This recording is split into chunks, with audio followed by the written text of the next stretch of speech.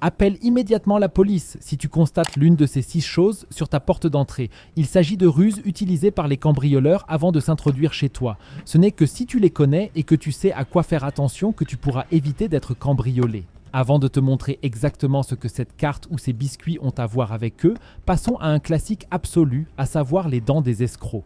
Celles-ci sont en effet encore utilisées aujourd'hui. Il s'agit de marques devant ta maison qui permettent à d'autres criminels de savoir si un cambriolage vaut la peine ou non. Ce signe signifie par exemple qu'il y a un chien féroce dans la maison. Ce signe signifie que des gens pauvres vivent ici et qu'un cambriolage ne vaut pas la peine. Ce signe ici signifie qu'il y a quelque chose à prendre chez toi. Il existe d'ailleurs encore bien d'autres signes d'escroquerie de ce type. Je ne te montre ici que ceux qui apparaissent le plus souvent. Ensuite, il y a aussi ce signe qui signifie qu'il y a de l'argent ici. Et ce signe signifie que des personnes âgées vivent ici. En réalité, on utilise plutôt d'autres choses aujourd'hui, comme tu vas le voir. Il s'agit entre autres de pierres traditionnelles. Celles-ci sont simplement posées sur ton paillasson ou quelque part à proximité de ta porte. Car si tu rentrais chez toi, tu remarquerais ces pierres et tu les mettrais de côté. Tout cela fonctionne aussi si, bien sûr, elles sont placées directement devant ta porte. Tout ce qui indique aux criminels que tu es revenu à la maison ou que tu as quitté la maison est utilisé. Par exemple, les paillassons sont aussi tout simplement retournés ou tout ce qui se trouve à côté de ta porte d'entrée, comme des bacs à fleurs ou d'autres petits objets décoratifs, est renversé ou visiblement encombré. Il se peut même qu'un morceau de scotch soit collé sur le trou de ta serrure. Mais toutes ces choses font que tu les changerais immédiatement si tu rentrais à la maison.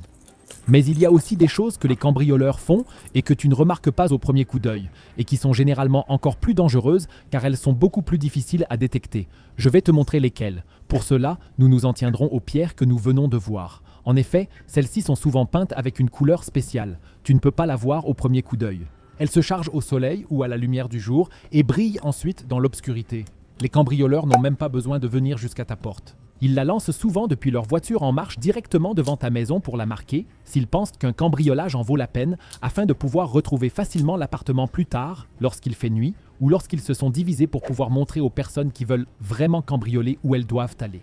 Une astuce très répandue actuellement est l'astuce du fil, contre laquelle la police met actuellement en garde. Nous y reviendrons dans un instant, ainsi que la raison pour laquelle tu dois absolument faire attention aux biscuits. Il y a d'abord l'astuce de la carte, pour laquelle les cambrioleurs utilisent d'ailleurs aussi d'autres choses. Par exemple, une feuille de ce type qu'ils n'ont même pas besoin de porter sur eux, mais qu'ils peuvent simplement déchirer n'importe où.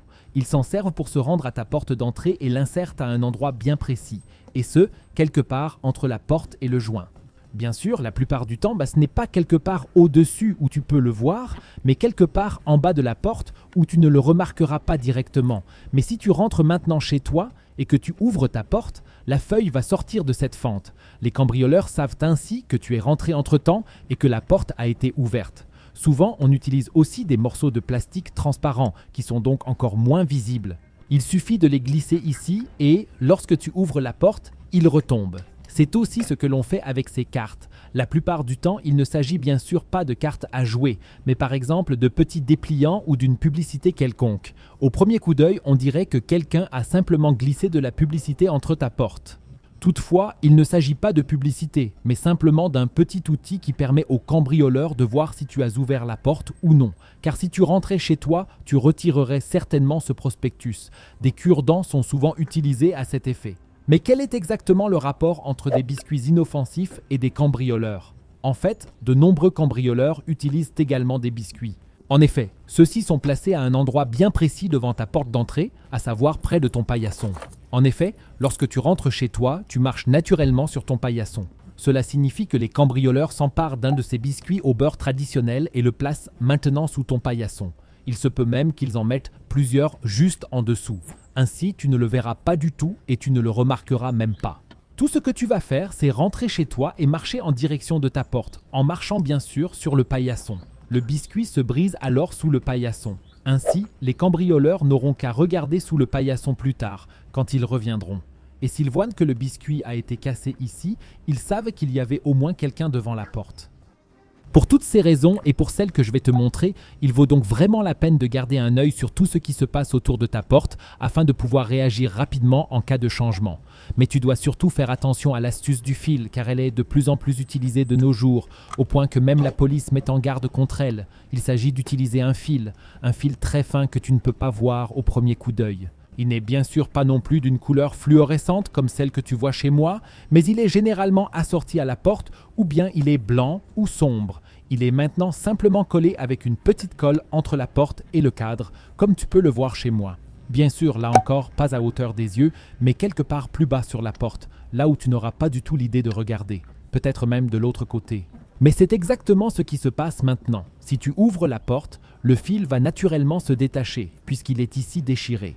Et même ainsi, les voleurs peuvent alors voir si tu es rentré entre-temps à la maison. Souvent, toutes ces astuces consistent à les mettre en place avant, à revenir plus tard et à pouvoir contrôler si tu es rentré entre-temps.